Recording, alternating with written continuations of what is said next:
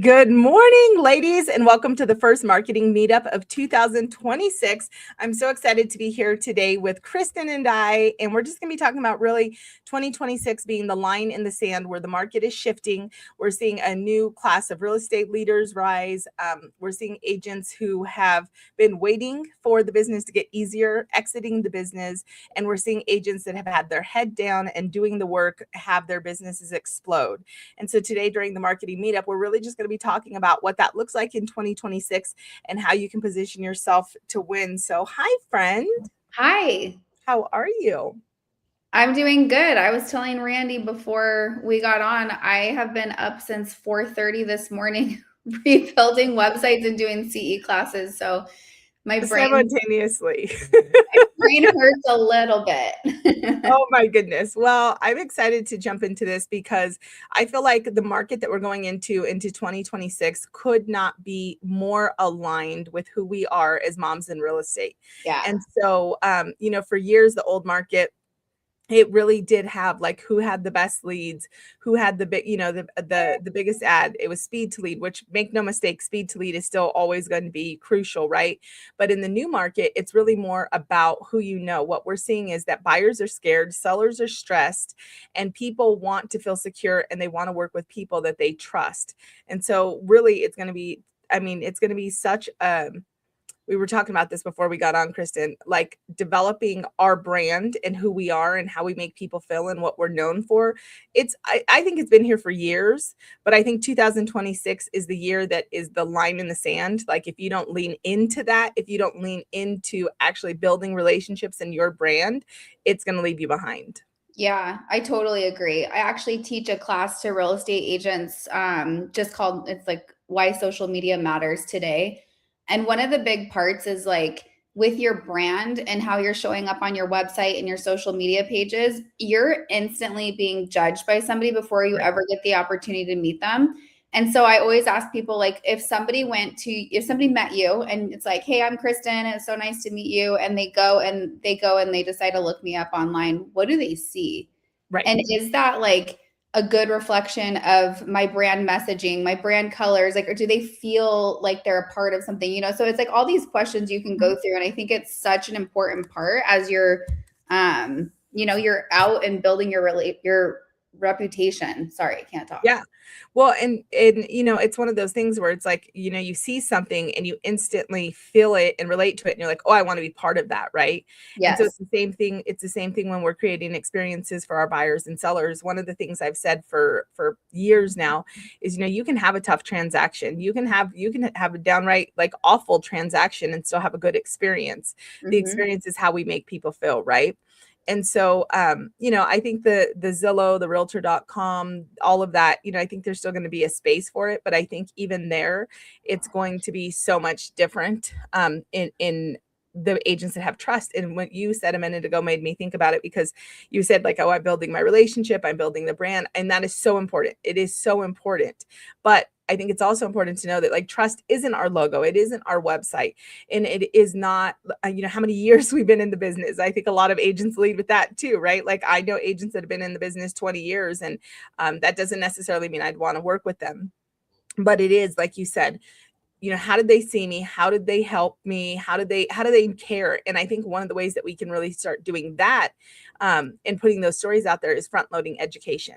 And I think Mm-hmm. we've got to stop thinking of education as just like an explanation of something, but also like the success stories and like the pivots and the struggles. Like all of us agents I know in this last year, Kristen, worked probably harder than we worked in years to keep deals together. We had more Mm-hmm. complexities, we had more emotions, we had longer days on the market, we had so many different things that we were facing. And did we tell that story? Did we tell people like how we navigated somebody through that? Because that's what makes us the obvious choice, right? Yeah, 100%. And storytelling can be hard sometimes, I feel like, on social Mhm. media. But it is absolutely so impactful. So maybe you can give a scenario from a situation that you had in a real estate transaction where you're like, do I share this or do I not? And you decided to, because I feel like examples are going to help everyone in the group to really be like, okay, I could share that. Yeah, I mean, goodness, I had a lot, but I think especially around sellers, right? Like, I have one seller in particular that is on, we're going into our fourth escrow. And so I know that when I have represented buyers over the years, one of the conversations I have with them is like when it's normal, to find the house. Like, hey, it's really normal to find the house you want to make an offer on in the first 5 homes. And I go over the fact that we've eliminated so many online, like, don't be scared that you haven't seen enough, right? And when you kind of start to set that expectation, all of a sudden they don't panic, like, wait, should I really be making an offer on the first 3 homes I see or something like that? Well, it's the same things with sellers. So this year when I started talking about like, the reality is you could see 2 escrows, you could even see 3 escrows, right? It just changed their expectation.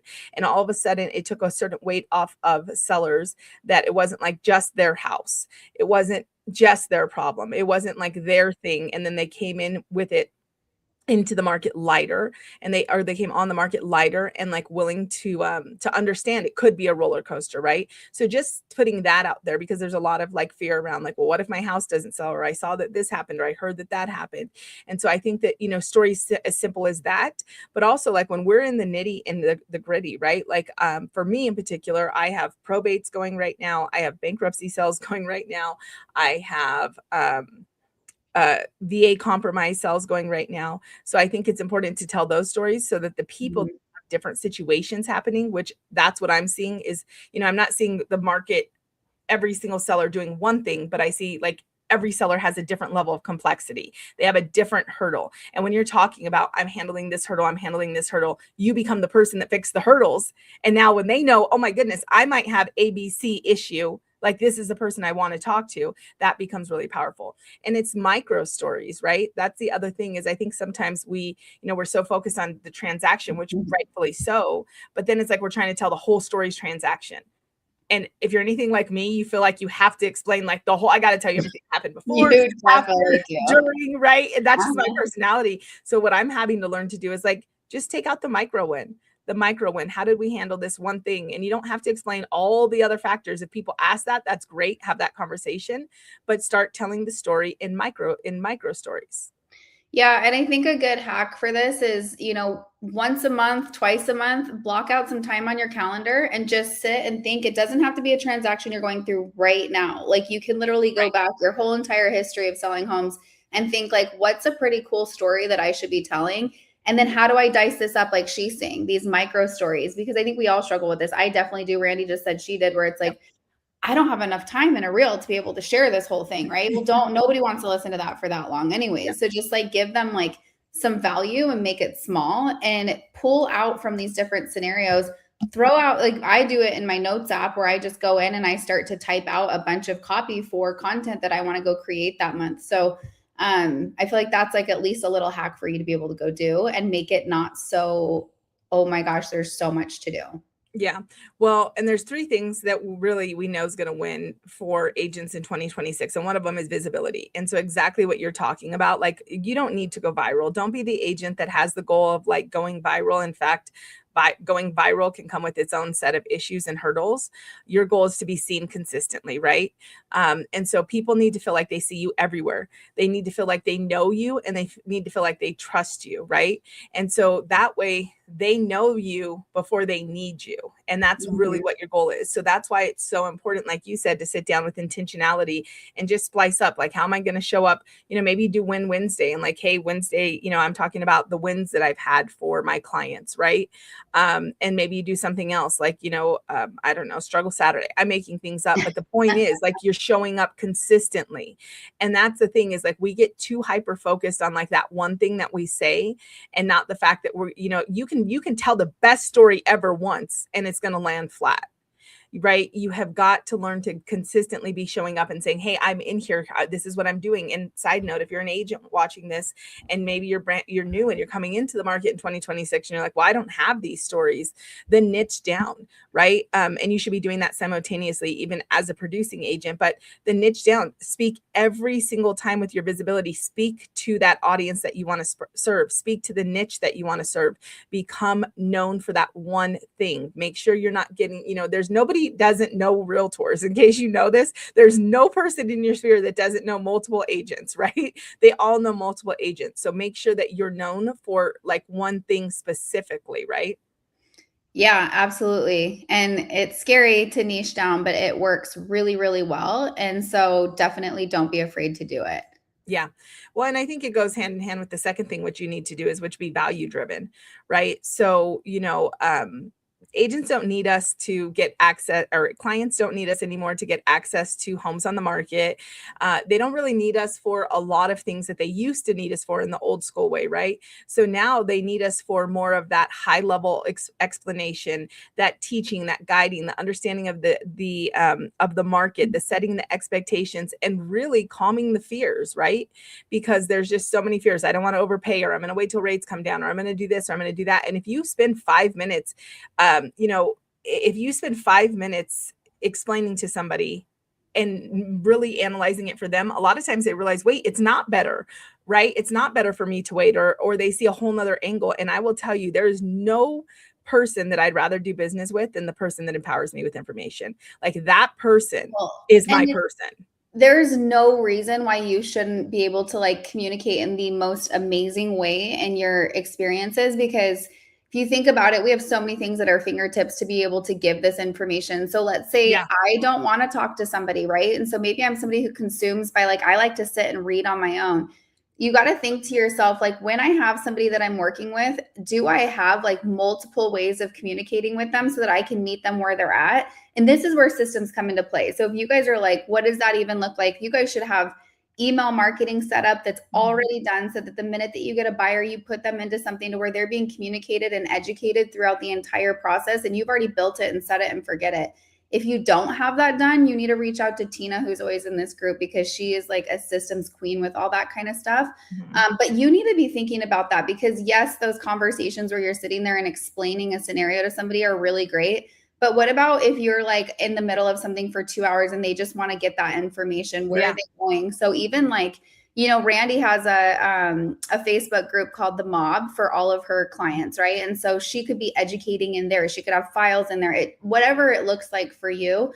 I just built out a backend client communication platform for two of my businesses, and I was like, this is so cool, because it's literally just you're creating an ecosystem for them to have a great experience, even though you're Yeah. still there to be able to do stuff with them.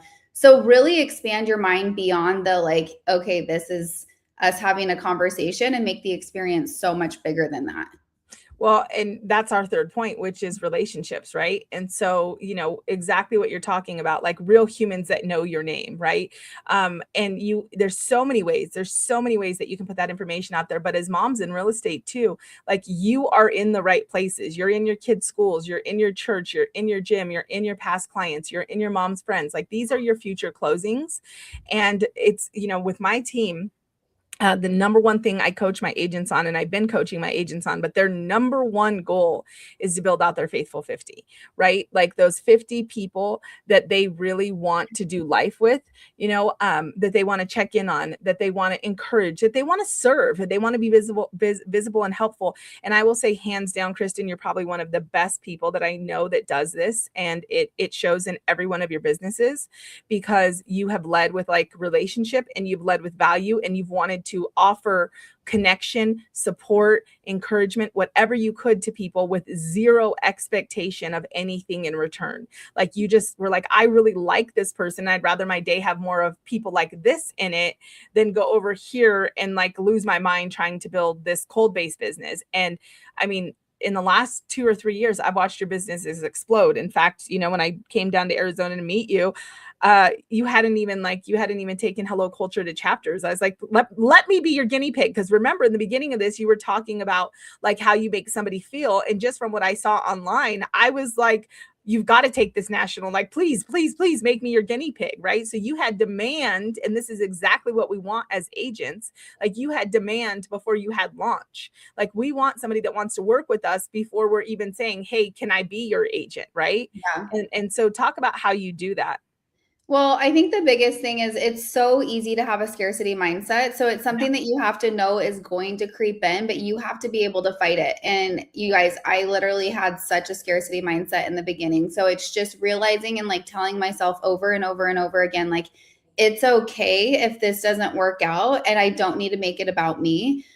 So just really going and being servant hearted and being like, what can I do to help this person? You Yeah. want to be interested, not interesting. So just listen, listen, listen. And if it's not you that's the best answer, provide them with the best answer.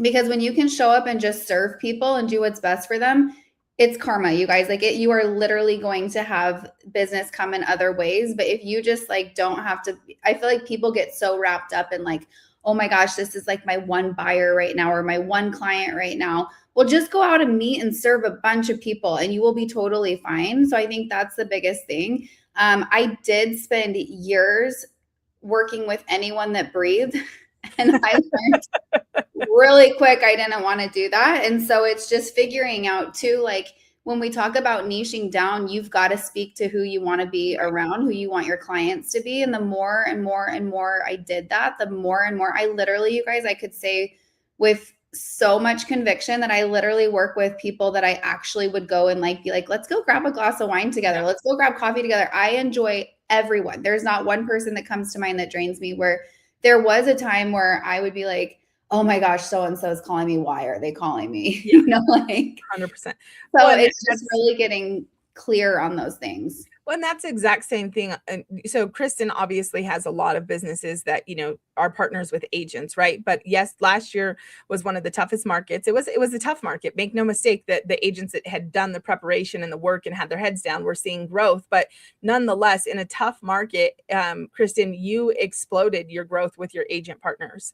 And side note, like I was just looking this morning, you're about to hit like 350 partners, which Nice. is so I'm exciting. so glad you looked. Yes, I looked this morning and I was like, Kristen has been on fire. She told me her goal a couple months ago. Or I think it was like maybe 2 months ago. You told me your goal. I think it was 1,500, and she was like, I'm going for it. And I'm like, dang, she's going for it, and I love it. And here's what I want to say is like twofolds. Yes, a lot of that. I mean, so you're always the relationships you build today is your pipeline in a year, 2 years, 3 years. Yeah, Yes, but there's also like I'm alongside Kristen and watching her build. And there's also people that she met last week, right? The thing that she's leading with is that authenticity and the true, genuine desire. We had a partner come on, and guys, all of this is applicable. When I talk about Kristen's success with agents, this is all applicable to buyers and sellers, right? absolutely. So we had a partner come on with us about maybe about 3 weeks ago, a month ago. And it's so funny because I'm just going to call myself out here. Like I scramble. I'm like over here trying to figure out what I'm doing. I'm like, I got stuff going on every which way. And so I'm trying to like get it together. And I had a great call. I think I was actually the first one to meet with this partner, and I met with her, and then I looped Kristen in. And then Chris and I were like, how do we best set her up? And so then Kayla was like a good match. So between all of us, we're getting this girl set up for 2026, right? The next thing I know, I get a text message from Kristen, and there's like a picture, and they're like together in Arizona. And yes, it just so happened to like work out. But let me tell you that like that agent could have very well went to Arizona and never called Kristen and just like kept that normal business flow of like, okay, I'm in business with her, but I didn't call her and go have that coffee Kristen's talking about or go have that glass of wine. But the way that Kristen made her feel and the way that Kristen engaged with her made sure that when she did come in town, she's like, oh, I'm in town. And then that resulted in like a connection. That's the same thing with our buyers and sellers. If you're not actually taking the time, if we're all over the place and we're just having the call and we're just walking them through the consult and we're just going through the motions and the checklist that we have, and we're not actually stopping to build rapport and get to know them as people and actually be interested in like why they want that house and like what are their goals and what are their long-term goals and what do they see. And like, if we're not learning these things, then we don't build the relationship, and that's how you become transactional, and that's how you don't continue to build momentum. And we have to build momentum in this business, otherwise January 1st we all reset and you're back to nothing. And so your relationships in this business, your relationships are your residual. And that's how today I'm so thankful that even though I haven't always done the best, I am a relationship builder. And that's how today going in, I have a predictable business and I know at least 10 to $15 million in volume every year is going to come out of my relationships. And that's what you want to do as a mom in real estate, right? You want to like just lean in. So I'm so, Kristen, I am like pumped. This is the year for moms in real estate. It is. Well, and if you guys really listen to what we're saying too, like if you spend time on relationships with people, you're going to find out there's so many more transactions than the one that you're so focused on. So if Yeah. you're not listening, it will be one transaction. Okay. If you're listening and you're making someone a client for life, you're going to set them up and you're going to be literally helping them and a lot of people that they know with multiple transactions. So, hi, Paige. Morning, Paige. Miss your face.